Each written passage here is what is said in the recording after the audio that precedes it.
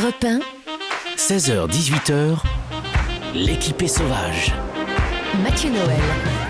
Eva, 17 Oui. minutes de gagner, c'est à vous. Mais est-ce que vous regardez les écrans un peu ou pas du tout? Quand j'ai les écrans, Netflix, Amazon, la télé classique. Alors, en tout cas, pendant les 28 jours, je m'étais interdit tout écran. J'avais des livres oui, vous et étiez puis mes concentré. plongées. Voilà. Et en dehors de ça, quand vous remontez le plongée. J'essaie de faire attention, mais les séries, des fois, c'est un peu addictif quand même, je oui. reconnais. Ouais. Alors, je les mange. Je les oui. mange en une nuit, Ah, on c'est n'en parle vrai plus. Ah, Voilà. Alors, leçon du jour, d'abord, un mauvais titre de série peut cacher une fiction correcte. Je vous explique Un la mauvais preuve ce soir sur TF1 qui propose Peur sur le lac. Ça, c'est pourri comme Le titre, lac Peur sur le d'Annecy, en lac. l'occurrence, Ah oui. voilà. Donc, grimace à la lecture du titre. Petite moue quand même en voyant le casting. Anne Charrier, Sylvie Testu, Clotilde Courreau, Yannick Gautry, Frédéric Chaud. Je me suis dit, tiens, Ah c'est oui. bon, c'est pas mal comme casting. Donc je m'y suis collée. Et alors là, je dois avouer que dans la famille des thrillers, séries catastrophes, c'est pas si mal. À commencer par le sujet, c'est un virus mortel de type Ebola qui se répand à grande vitesse dans la ville d'Annecy. Alors, accident ou acte terroriste, comment faire pour le contenir? Quelle attitude les autorités publiques peuvent et doivent adopter?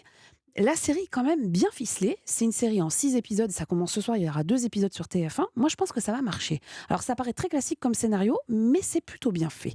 Sinon, je vous conseille surtout un documentaire qui est disponible uniquement sur le site de Canal+, dès aujourd'hui, qui est intitulé « Diviser pour mieux régner », la vie de Mathieu Noël. Non, de Roger Hale. Mais non. Mais ça aurait été vraiment intéressant pour oui. les gens, je Ouais, pense. je Ça, en pense, termes ouais. d'audience, ça aurait pu cartonner. Non, c'est Roger Hale. Alors Roger Hale, je ne sais pas si vous le connaissez, c'est un personnage charismatique. Il est décédé en 2017. Il était le fondateur de la chaîne Fox News, grand ami de Donald Trump, proche du Parti républicain et harceleur, parce que c'est plusieurs affaires d'harcèlement sexuel qui lui ont valu de se faire renvoyer par Rupert Murdoch et quelques millions de dollars de dédommagement d'ailleurs.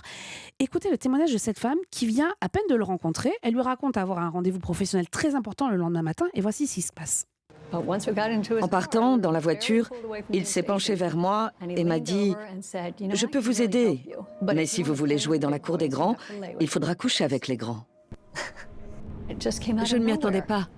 C'était une vraie transaction. J'ai répondu d'un ton sarcastique « Faudra-t-il que je sois la bonne amie de quelqu'un d'autre ?» Il a dit « Vous aurez sûrement à tailler quelques pipes, mais globalement, on saura que vous êtes avec moi. » Alors, écoutez bien, elle a dit non à Roger Hale. Eh bien, ça a été la fin de sa carrière. Elle n'a plus jamais travaillé, cette femme. Cette histoire a donné lieu à une série dont je vous ai parlé déjà ici, que j'avais adorée, The Loudest Voice, qui est diffusée actuellement sur Canal+.